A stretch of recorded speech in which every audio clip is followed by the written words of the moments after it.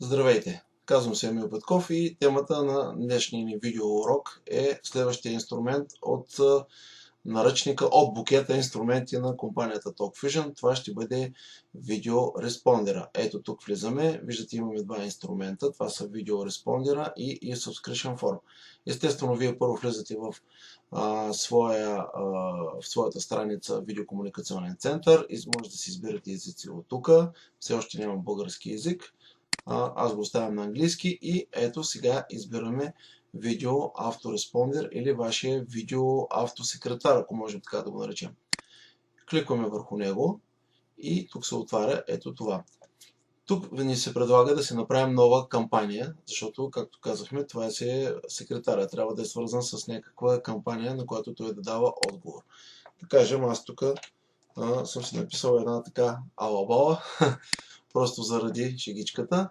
Тук отдолу виждате, че получавате информация. Колко кампании сте направили, кога, може да си видите статусите, може да видите заглавието на кампаниите, годините,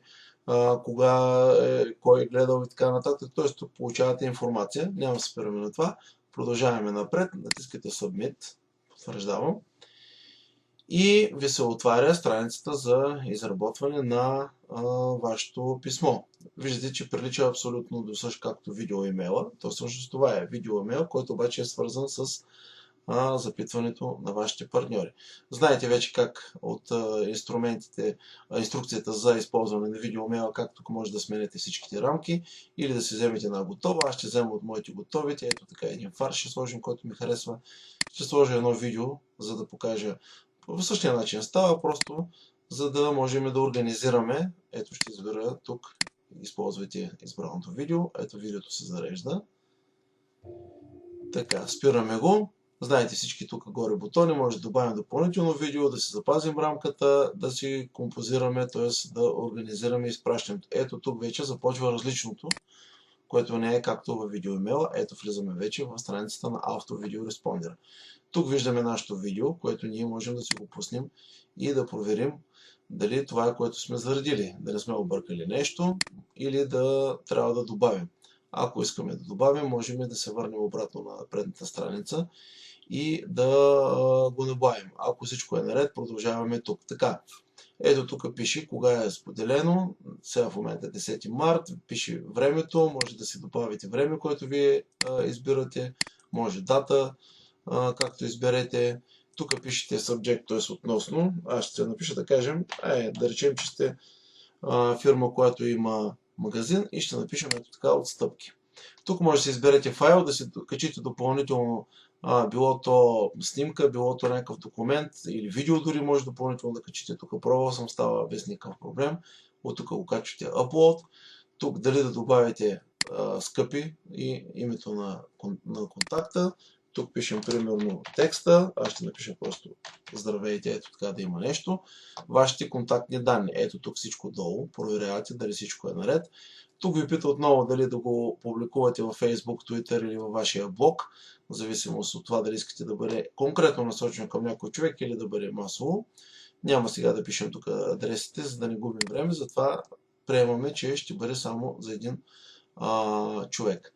И ето така, първото съобщение, което сме си избрали за нашата кампания, която сме кръстили Албала в момента.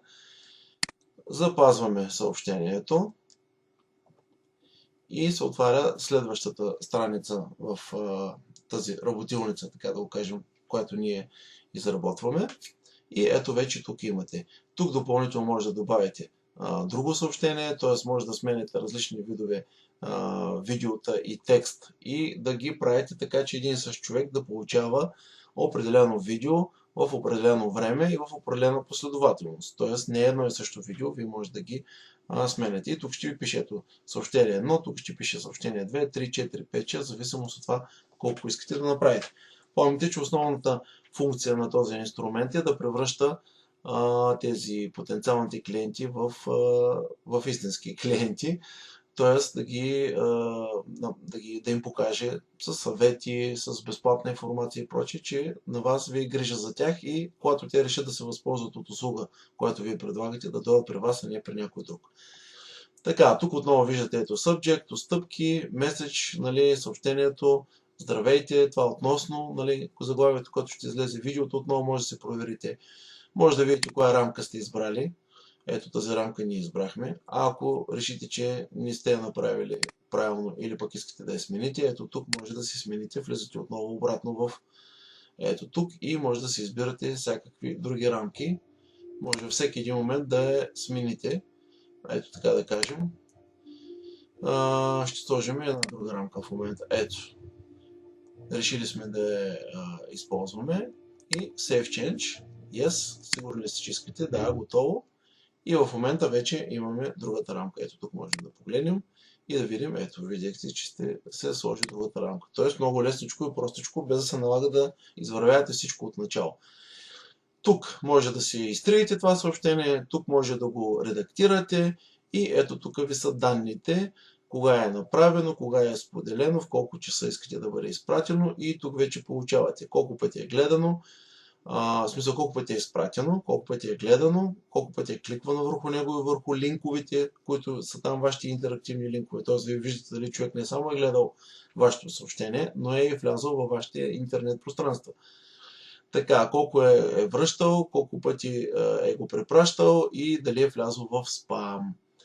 Така, тук имате табло, където излизат хората, на които сте го изпратили списъка. Тук може да си добавите имейли ръчно или да добавите по папка, или пък да използвате ето тук вашите контактни фолдери, т.е. контактни папки с контакти, които сте си направили за e-subscription, т.е. това, което за което ще говорим след малко следващия инструмент, т.е. електронната форма за регистрация, или пък от TalkFusion, където ви са папките и от тук се импортират директно тук. Когато всичко това е готово, вие може да си го запазите. Ето тук Save Recipient, тук може да запазите хората, на които сте изпратили. Сега ако натиснем, сигурно ще ми даде, че да, не сме сложили никой. И след като го натиснете, всичко това вече стартира. И както казахме и преди и по време на презентацията, това работи 24 часа в денонощието за вас. Представете си, че имате един екип от менеджери, един екип от хора, които в момента работят изцяло за вас 24 часа в денонощието. Няма значение по кое време и как. Ето това е силата на този инструмент.